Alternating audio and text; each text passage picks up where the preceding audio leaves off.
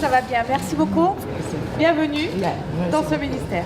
Une accolade, puis une signature pour clarifier le flou qui entoure le fleuve Maroni depuis des siècles. Au-delà de définir les espaces maritimes et économiques, cet accord veut renforcer la lutte contre le trafic de drogue, la pêche illégale et l'orpaillage clandestin de part et d'autre de la frontière. Et plus encore, renforcer les liens entre les deux pays. Prenez-le comme un pas de plus vers cette amitié qui nous unit entre le Suriname et la France, cette volonté de coopération régionale que nous avons, que nous voulons mener sur différents sujets, bien sûr, que sont les questions de sécurité, les questions de justice, les questions policières, mais tout ça dans l'intérêt de nos populations. Il faut dire que sur place, les forces de l'ordre surinamaises et françaises sont déjà coordonnées dans des actions communes aux abords de la frontière.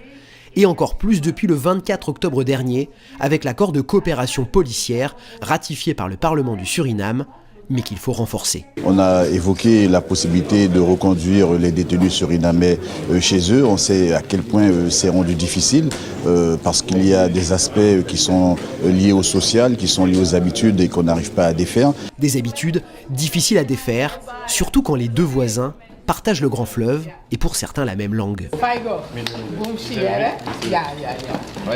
Pour les deux pays, c'est une nouvelle étape. Nous espérons qu'avec l'écriture de cette nouvelle page de l'histoire, nous pourrons trouver de futurs accords qui iront encore plus loin dans l'exploitation des opportunités qui existent entre nos deux pays. Mais il reste encore du chemin à parcourir. Pour l'heure, beaucoup d'accords déjà signés ne sont pas encore appliqués par le Parlement surinamais. C'est le cas de l'accord de réadmission des clandestins, signé depuis 2004.